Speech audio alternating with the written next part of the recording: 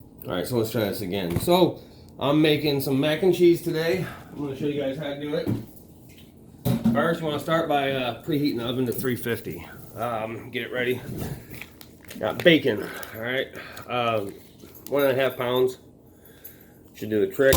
I got a half pound of Havarti cheese, the soft kind. Make sure you get the soft, not the hard stuff. I mean, you could use the hard stuff; it's probably easier to grate up.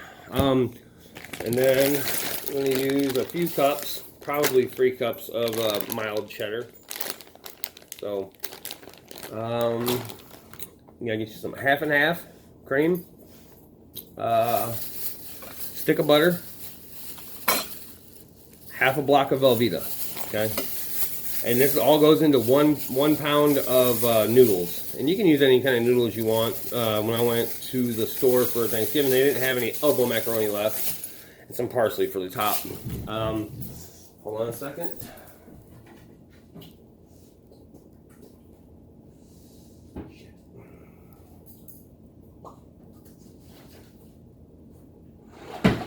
These are the noodles I ended up using. I'm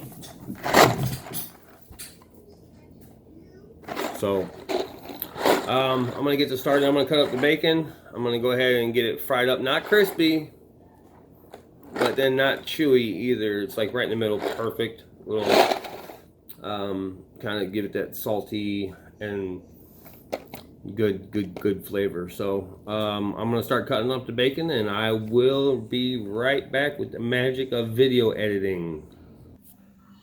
And just like that, the bacon is cut magically. So I do about a 1/2 inch chunk, and then we'll go ahead and throw it in a pot here, and I'm kind of letting it heat up right now so you guys can hear the amazing sizzle. I love that sound, by the way. I'll be right back so I don't waste any more film, you know what I mean. So I can get it back in there and we can hear the sizzle. I'm going to pause it real quick and let it heat up. I will be right back. Magically, we're over here by the stove now. So, got it heating up. I'll go ahead and drop this bacon in here. This should be satisfying. Oh yeah. Listen to that sizzle.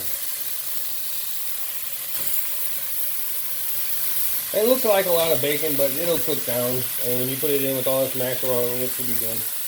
Remember, 1 pound of macaroni, 1.5 pounds of bacon. And probably, by the time we're done, 2 or 3 pounds of cheese. It's going to be awesome. Alright, and what I'm doing now is I'm getting the cheese sauce base going. What we're going to do is we're going to use a whole stick of butter. And we're going to go ahead and melt that down. You don't want to use too high a heat. You don't want your butter turning brown. We want to keep it clear because we don't want that burnt taste in this. Some foods it's good in. I love using, I call it burnt butter. Some people call it brown butter or whatever. I think it adds a nice, if you use salted butter, it has a nice salty flavor. It actually makes it a little saltier. We have salted butter here. So what I'm going to do is I'm going to put it in, turn it on, and turn it down to low heat. Just to go ahead and let it get melting. Then we're going to take some half and half, okay? I'm going to use 2 cups for the base. You can add more if when you're cooking it and you see that it's stiffened up too much, which I did on Thanksgiving. I didn't use enough cream, I don't think. It wasn't very creamy. So I'm going to use a little more cream this time, and hopefully it turns out better.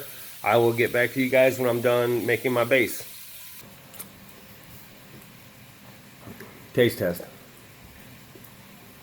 Pretty good. What I do with this, I mean, you can cut it into chunks and melt it, but this makes it a lot easier. Melts a lot easier. Let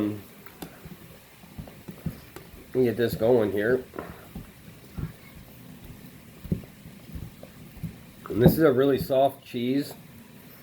I put it in the freezer for a little bit so it grates a little bit easier. And when I'm done with this, I'll get back to you guys. Bye. Alright, so the cheese is grated. Still have all my fingers. Really good. I'm gonna go ahead and get the Velveeta going. I just cut that into cubes because it melts pretty easy. And then once this butter heats up and everything, we're good to go. And I'll start making the cheese sauce. And I've got